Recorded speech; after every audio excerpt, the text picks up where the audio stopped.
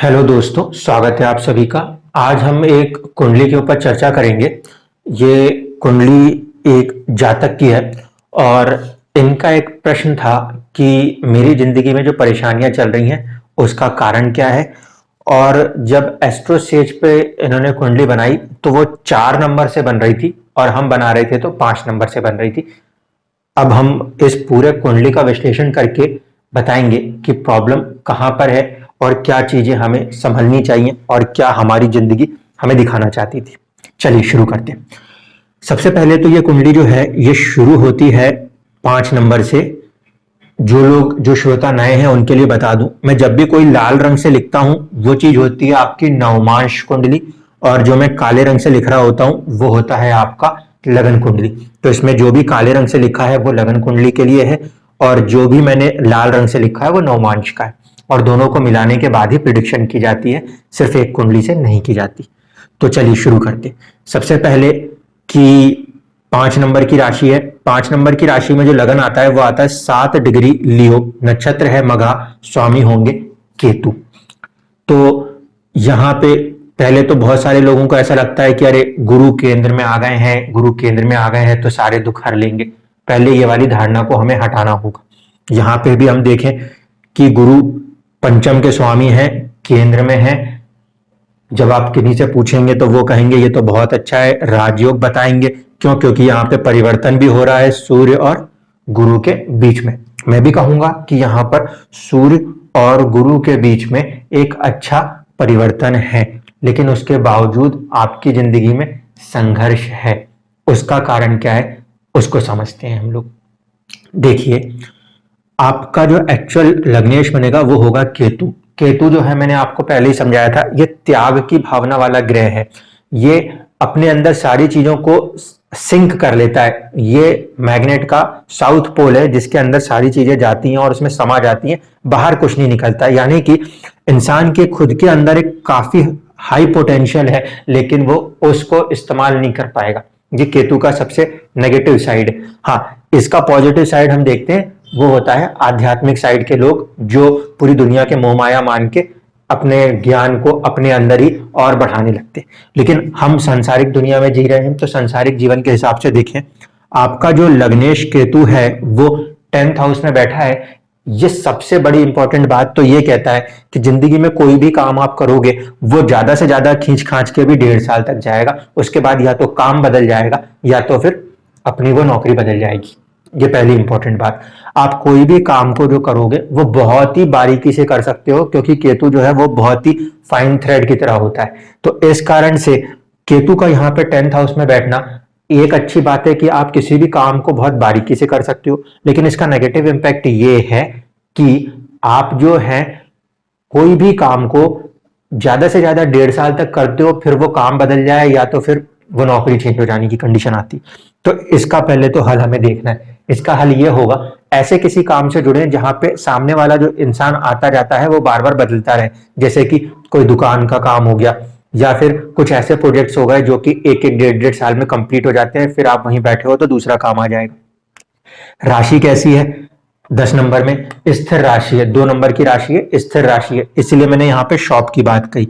अब देखिए, 10th house का मालिक होकर शुक्र जो है वो छठे घर में बैठा है, और शुक्र जो है वो मेडिसिन का प्लेनेट भी है। तो मैं आपको ये सलाह दे सकता हूं कि आप दवाइयां जो होती हैं उनका काम शुरू कर दें। मेडिकल की जो शॉप होती है उससे जुड़ने की कोशिश आप करें तो आपको एक अच्छा राइज देखने को मिलेगा। अब हम बाकी की परिस्थितियों को भी इस कुंडली में देख लेते हैं। पहले इंपॉर्टेंट सवाल का जवाब कि जो हमारे ऊपर परेशानियां चल रही हैं उसमें हम क्या सॉल्यूशन देखें, तो मेरी सलाह होगी आप कोई भी मेडिकल शॉप के काम को स्टार्ट करें, आपको उसमें फायदा नजर आने लगेगा। अब चलिए देखिए, सूर्य यहां बैठा है और गुरु यहां बैठा है। हम राशि परिवर्तन भी कर दे तो भी ठीक है, सूर्य अपने भाव में आ जाएगा, गुरु अपने भाव में आ जाएगा, कोई दिक्कत नहीं है। लेकिन 2-3 चीजें जो क्रूशियल हैं वो समझ लीजिए। मैंने आपसे कहा था आपका प्रथम संतान जो है, जैसे आपने कहा कि पुत्र था, मैंने कहा अगर प्रथम संतान है तो नहीं रहेंगे। कारण क्या कि जो 9th नंबर लिखा है यहाँ पे नक्षत्र आता है मूला। मूला नक्षत्र के स्वामी होते हैं केतु, और मिड पॉइंट में वही आ रहा था। यहाँ का नक्षत्र स्वामी केतु जो है वो अपने से षडाष्टक है। भाव का काम है चीजों को देना, लेकिन उसके बीच के नक्षत्र का काम है उसको संभाले रखना। यहां पे यही गलत हो रहा था। भाव का स्वामी यहां बैठ जाए, ये यहां से देख ले, वो दे तो चुका था लेकिन ये केतु उसको संभाल नहीं पाया। तो पहली चीज तो ये हो गई।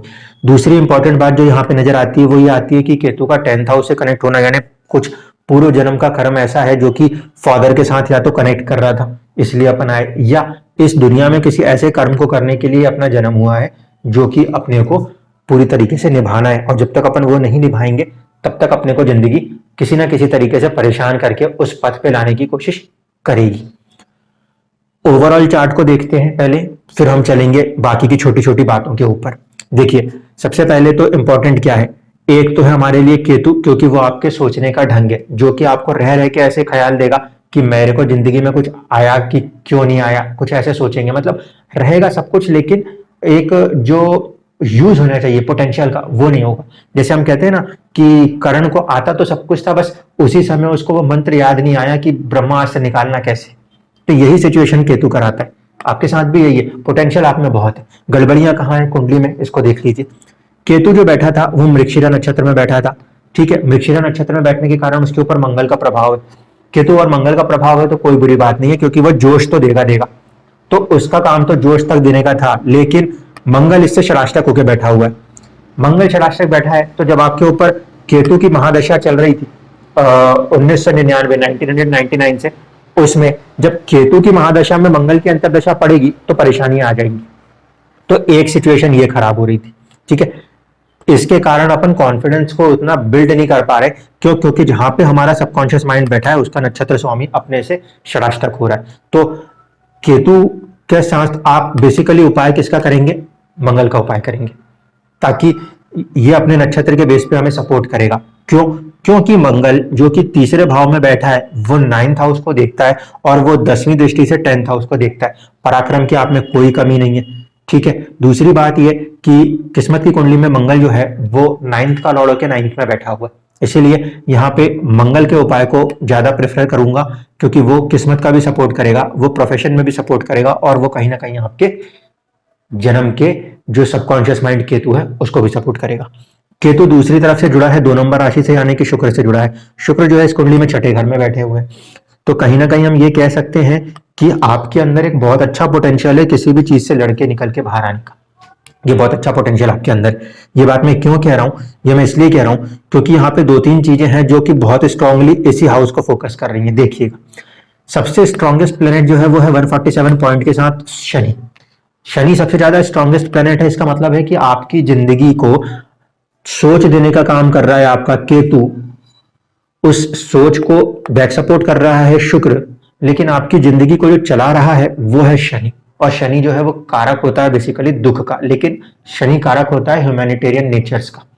और कहीं ना कहीं शनि इस कुंडली में, क्योंकि 6th हाउस का भी लॉर्ड है और 7th हाउस का भी लॉर्ड है, तो एक तरफ से वो आपको कर्जों में रख के परेशान कर सकता है, बीमार रख के परेशान कर सकता है, तो साथ साथ आपको व्यापार देकर भी लाभ करा सकता है। क्यों? क्योंकि यहां से अपना ये स्वामी 10th होके बैठा है, ये यहां से देखेंगे तो 11th हो गया, तो नेचुरली आपके ऊपर कर्जे चढ़ जाते हैं, नेचुरली आप बिन बात के बीमार पड़ सकते हो। ये चीजें ये शनि करा सकता है, साथ ही साथ ये आपसे बिजनेस भी करा सकता है। अब सवाल है बिजनेस, तो बिजनेस किस चीज का? बिजनेस बेसिकली अगर आप मेडिसिन साइड से करो तो आपको ज्यादा फायदा होगा। क्यों? क्योंकि शुक्र जो है वो 3rd हाउस का भी लॉर्ड है और 10th हाउस का भी लॉर्ड है। शुक्र करेज का भी स्वामी, आप में करेज पूरा है, ये चीज बनती है। दूसरी बात, शुक्र यहां से बैठ के 12th हाउस को देखता है, जो कि फिर हॉस्पिटल या विदेश का है। फिर एक चीज यहां पे मैंने लिखा है भृगु बिंदु। अगर हम भृगु नाड़ी या भृगु संहिता से चले तो जो डेस्टिनी पॉइंट है वो आपको मिला है श्रवण नक्षत्र में चंद्रमा के हवाले, और चंद्रमा फिर लॉर्ड कहाँ का? 12th हाउस का। 12th हाउस का मतलब या तो मैं आपसे कहूं कि विदेश, या फिर मैं कहूं हॉस्पिटल्स एंड मेडिसिन। तो ये चीज के साथ अगर आप जुड़ जाते हो, हॉस्पिटल मेडिसिन के साथ जुड़ के आप काम करते हो, तो आपके काम में आपको एक बहुत अच्छी सक्सेस मिलेगी। कर्ज क्यों आ रहा था? क्योंकि ये शनि बहुत ही स्ट्रॉन्गेस्ट प्लेनेट होके चल रहा है, और कहीं ना कहीं ये 6th हाउस का लॉर्ड है, तो बीमारी, कर्जा, दुश्मनी, लड़ाइयां, ये सब आपकी जिंदगी में इस शनि के कारण चल रही है। 7.5 में आप चल रहे हो, मैंने इसलिए आपको शनि का उपाय भी बोला है, तो उसको आप करते चलिएगा। जो आगे का एक 2022 के बाद का पीरियड होगा 2.5 साल, वहां पे थोड़ा सा हेल्थ पे फोकस करिएगा, क्योंकि आपके ऊपर शुक्र की महादशा में शनि की अंतर्दशा है। शुक्र की महादशा में शनि की अंतर्दशा है, तो जब शनि 7th लॉर्ड होके 7th से चले उस समय थोड़ा सा हमारे को हेल्थ पे फोकस करना है। लेकिन इस कंडीशन को हम बहुत अच्छा यूटिलाइज कर सकते हैं कोई एक बिजनेस प्लान करके। तो मेरी सलाह होगी कि आप कोई बिजनेस स्टार्ट कीजिए। थोड़ा सा शुरुआत में स्ट्रगल जरूर आएगा, लेकिन आप बहुत अच्छे से राइज करेंगे। दूसरी इंपॉर्टेंट बात, इस कुंडली में सूर्य जो है वो मूला नक्षत्र में बैठा हुआ है। ठीक है, सूर्य मूला नक्षत्र में बैठा है तो फिर उसका स्वामी उससे षडाष्टक हो गया। इस कारण से आप अपना कॉन्फिडेंस लेवल जो है वो लो कर जाते हो। अब यहाँ पे मेरे पास दो रास्ते हैं। पहला, सूर्य को जल देने को कहूं डेली के डेली, और थोड़ा सा अपने आप को सूर्य की रोशनी में रखिए, विटामिन डी। क्यों? क्योंकि सूर्य की जो स्ट्रेंथ थी वो 92 थी, मतलब 100 होनी चाहिए। 100 पूरी नहीं है, 100 से कुछ कम है, बहुत ज्यादा भी कम नहीं है। इसीलिए मैं आपको माणिक्य पहनने को नहीं कह रहा। अगर उसके बाद भी किन्हीं पंडित जी ने आपको माणिक्य पहना दिया तो उसको 2023 में जाके उतार दीजिएगा, जब सूर्य की महादशा में केतु के अंदर अंतरदशा चले, क्योंकि ये षडाष्टक है। ऐसी परिस्थिति में वो समय अपने को हेल्थ पे प्रॉब्लम कर सकता है। इस बात को ध्यान में रखते हुए अगर आप माणिक्य को इस्तेमाल करते हैं तो उस कंडीशन में 2023 में मेरी सलाह पे आप उसको एक बार उतार दीजिएगा, ताकि अपने स्वास्थ्य को कुछ ना हो। जिस स्वास्थ्य का मालिक है सूर्य ना, वो 5th हाउस में बैठा है, वो पूरी रिकवरी करने में अपने को सपोर्ट करता है। उसकी स्ट्रेंथ में कमी है तो मैं मान सकता हूँ विटामिन डी की थोड़ी सी कुछ कमी हो रही है, तो थोड़ा सा हम जो नॉर्मल सूर्य की पूजा है उसके जरिए और ज्यादा से ज्यादा देर तक सूर्य की रोशनी में बैठ के अपने आप को उस कमी को पूरा कर लेंगे, उसमें कोई दिक्कत नहीं है। बुध जो बैठा है वो लाभ भाव का मालिक है, वो यहाँ 7 में बैठा है और लाभ भाव को देखता ही है। किस्मत के अंदर, किस्मत की कुंडली में अगर हम चले तो हम देखते हैं कि शुक्र और राहु 7th हाउस में बैठे हैं और शुक्र की दशा चल रही है, तो ये व्यापार के लिए ये किस्मत आपको कहीं ना कहीं फोर्स कर ही रही है। साथ ही साथ हम देखें कि केतु, शनि और बुध बैठे हैं कहां पर? किस्मत में 1st हाउस में। केतु जो है वो 1st हाउस के ही मिड पॉइंट लॉर्ड होके वहां बैठा है, इसलिए अच्छा है। किस्मत आपको हमेशा सपोर्ट करती है, आपको उसमें घबराने की कोई जरूरत नहीं है। आपको बस अपने अंदर के इस फियर फैक्टर को हटाना पड़ेगा। सूर्य भी आपका किस्मत में 10th हाउस में बैठा है, सरकार से जुड़े हुए कामों को आप कर सकते हो, उसमें भी कोई बुराई नहीं है। लाभ भाव का स्वामी होके ये केंद्र में बैठे हैं, तो आप अच्छा लाभ बनाने की स्थिति में हो। हाँ, एक इंपॉर्टेंट बात, कोई अगर ये कह दे कि साहब आगे तो गुरु और उसके सामने चंद्रमा, ये गजकेसरी योग है, तो ऐसे बहकावे में ना आइएगा। इसका कारण समझ लीजिए, ये गजकेसरी योग किसी काम का नहीं है यहाँ पर। क्यों? क्योंकि गुरु एक तो 8th हाउस के लॉर्ड है और दूसरा चंद्रमा जो है वो 12th हाउस का लॉर्ड है। ऐसी परिस्थिति में ये गजकेसरी सिवाय परेशानी के और कुछ नहीं देगा। चंद्रमा का 7th हाउस में बैठ जाना, वो भी 12th लॉर्ड होके, ये मैरिटल लाइफ में थोड़ी सी परेशानियां खड़ी करने की क्षमता रखता है। और इसी तरीके से 8th हाउस का लॉर्ड अगर 1st हाउस में आके बैठा है तो कहीं ना कहीं वो जिंदगी में ट्रांसफॉर्मेशन तो लाएगा, लेकिन ये ट्रांसफॉर्मेशन किस में आ रहा है? ये ट्रांसफॉर्मेशन आ रहा है अपनी पर्सनैलिटी में, अपनी पर्सनैलिटी में, ना कि अपने स्टेटस से, बल्कि अपनी पर्सनैलिटी में। इसीलिए ये वाली चीजें थोड़ी सी एक चुनौतीपूर्ण कही जाएंगी। आपका जो नवमांश है उसका लगन 3 नंबर से बनता है, तो कहीं ना कहीं आपका जो जन्म है वो लाभ के पॉइंट पर ही हुआ है। तो आपको उस लाभ को पाने के लिए ही आगे बढ़ना है। अपने केतु, अपने पोटेंशियल को अच्छे से पहचानिए, सब कुछ आप ही के अंदर है।